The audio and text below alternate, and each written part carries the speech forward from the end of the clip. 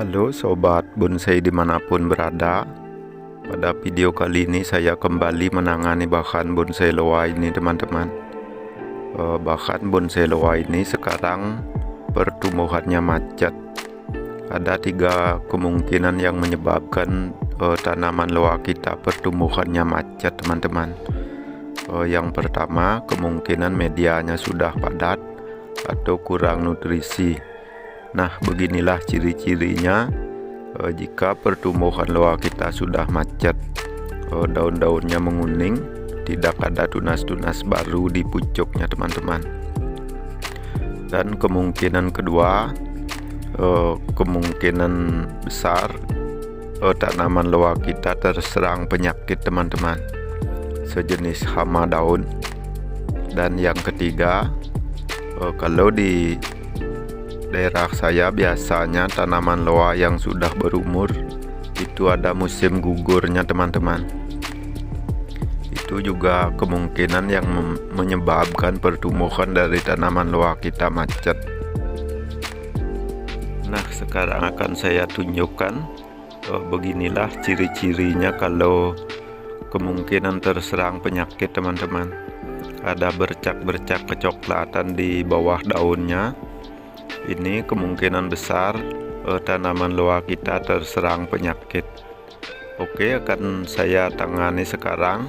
Langkah-langkah apa saja yang akan saya lakukan untuk mengantisipasi perkembangan atau menyupport perkembangan dari tanaman loa ini. Mari ikuti proses selengkapnya.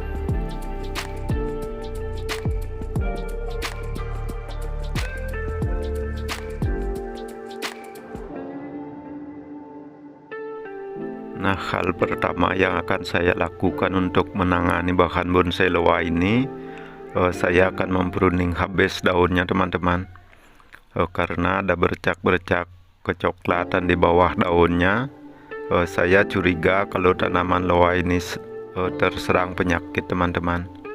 Tapi saya tidak berani menyimpulkan kalau tanaman loa ini 100% terserang penyakit, karena saya bukan ahli biologi teman-teman. Tetapi hal ini sudah sering saya lakukan di penanganan loa saya yang lain, dan hasilnya cukup bagus teman-teman. Dan langkah-langkah apa saja yang akan saya lakukan untuk menangani bonsai loa ini, mari ikuti proses selengkapnya.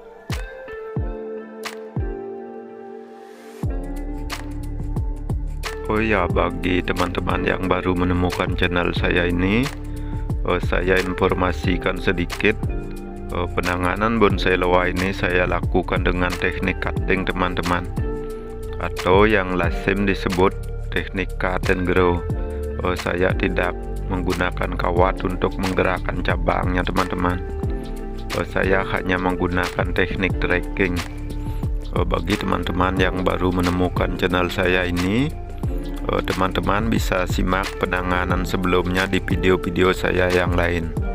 Bagi teman-teman yang sudah selalu setia mensupport channel saya ini, yang sudah sering nonton video-video di channel saya ini, mungkin sudah sering melihat penanganan dari tanaman loa ini.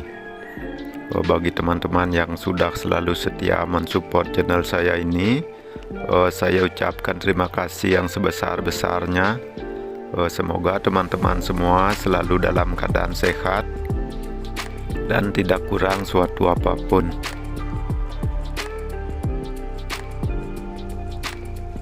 Buat teman-teman yang baru menemukan channel saya ini, mohon bantuannya untuk mengembangkan channel saya ini dengan cara like, komen, share, dan yang terpenting subscribe teman-teman, agar channel ini berkembang, agar kedepannya saya dapat membagikan pengalaman tentang penanganan bonsai.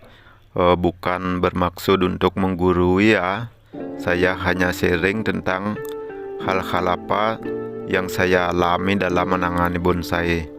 Saya tidak ada maksud untuk menggurui, karena saya tahu teman-teman sudah banyak yang pengalaman tentang bonsai.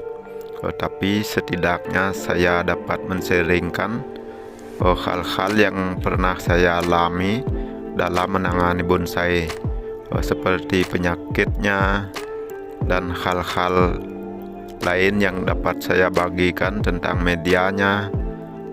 Terutama di sini saya banyak menangani loa dan sancang, teman-teman. Di channel saya ini kebanyakan menangani loa dan sancang. Oke, mari kita lanjutkan proses selengkapnya. Nah, sedikit informasi ini pada teman-teman yang baru belajar tentang bonsai. Teman-teman sebaiknya jangan memilih jenis pot yang seperti ini, teman-teman, yang cekung ke dalam, karena saat kita melakukan pengangkatan bonsai dari potnya ini sangat susah, teman-teman. Teman-teman bisa lihat sendiri, kalau saya sangat kesusahan untuk mengangkat tanaman loa ini dari potnya, karena potnya cekung ke dalam sehingga akarnya melebar di bawah, teman-teman. Kalau teman-teman memilih pot, usahakan yang bibirnya melebar, teman-teman. Yang bawahnya kecil sedangkan bibirnya melebar, sehingga saat kita melakukan pengangkatan bonsai kita dari potnya sangat gampang, teman-teman. Nah, langkah kedua yang saya lakukan sekarang adalah mengganti medianya sedikit, teman-teman. Mengurangi medianya sekitar 10%, karena tanaman loa ini sudah masuk ke perantingan. Jadi kita tidak boleh melakukan pencucian akar atau pemangkasan akar yang terlalu banyak, teman-teman. Kalau kita paksakan melakukan pergantian media dengan mencuci atau memangkas akarnya terlalu banyak, biasanya tanaman loa kita terjadi mati ranting yang banyak, teman-teman. Jadi kita kurangi risikonya, kita lakukan pergantian media sekitar 10% saja. Oke, mari ikuti proses selengkapnya. Oke, bagi teman-teman yang baru menemukan channel saya ini, saya informasikan sedikit tentang media dari tanaman loa ini. Tanaman loa ini saya gunakan media hanya kotoran kambing halus, teman-teman. Karena kotoran kambing halus terbuat dari dedaunan, ampas-ampas dedaunan, jadi sifatnya seperti sekam lapuk, teman-teman. Itulah media yang baik menurut pengalaman saya, karena kalau kita menggunakan kotoran kambing halus, kita bisa lebih jarang menyiramnya, teman-teman. Tapi kalau bonsai kita sudah dipelihara di pot kecil seperti ini, kita tidak boleh mengandalkan hanya dengan media kotoran kambing halus saja, teman-teman. Kita perlu menyupportnya dengan pupuk tambahan. Teman-teman bebas, karena saya tidak mempromosikan pupuk. Teman-teman bebas memilih pupuknya. Pupuk cair boleh, pupuk NPK juga boleh, tergantung dari pengalaman teman-teman apa baiknya. Karena saya tidak mempromosikan pupuk, jadi saya tidak menyarankan pupuk apa yang harus teman-teman pakai. Nah, untuk pengurangan medianya kita bisa garuk-garuk seperti ini, teman-teman. Tujuannya di samping untuk melepaskan medianya, tujuannya juga untuk meluruskan perakarannya, teman-teman, agar perakarannya lurus nantinya, sehingga kedepannya kita gampang memangkas perakarannya, teman-teman. Kalau kita biarkan menggumpal, kalau kita pangkas, biasanya terjadi kesalahan-kesalahan. Bisa jadi akar yang besar kita potong, sehingga terjadi mati ranting pada tanaman loa kita, teman-teman.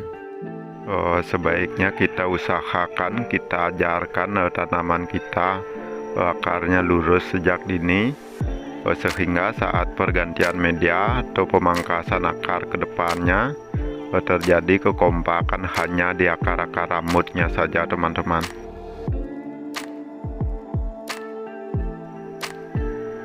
Nah, langkah ketiga yang akan saya lakukan sekarang, saya akan menyupportnya dengan pupuk teman-teman.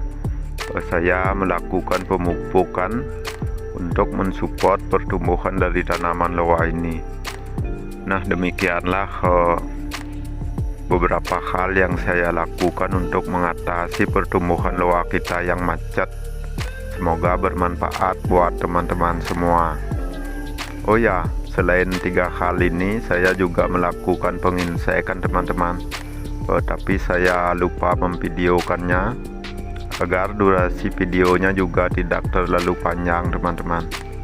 Oke, jika video ini bermanfaat buat teman-teman semua, sekali lagi saya mohon dukungannya buat teman-teman yang baru menemukan channel saya ini, untuk like, komen, share, dan yang terpenting subscribe agar channel saya ini berkembang, sehingga kedepannya saya dapat membagikan informasi-informasi yang lebih bermanfaat buat teman-teman yang baru belajar tentang bonsai.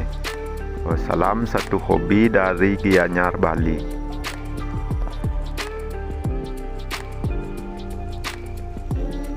Oke, setelah proses penanganan loa ini saya lakukan, nanti akan saya tunjukkan hasil dari tanaman loa yang lain yang pernah mengalami hal yang sama, yang sudah saya tangani sebelumnya. Sekarang akan saya tunjukkan hasilnya. Sekarang hasilnya sudah lumayan bagus. Semoga dapat menginspirasi teman-teman agar lebih giat dalam berkarya, khususnya menangani bonsai.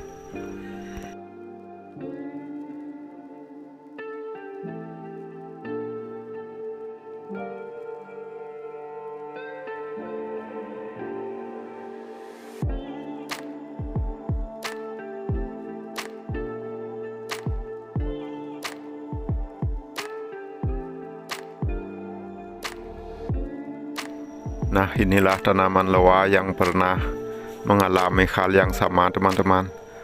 Setelah saya tangani, sekarang pertumbuhannya sudah kembali normal teman-teman. Demikian dulu video dari saya, sampai jumpa di video selanjutnya.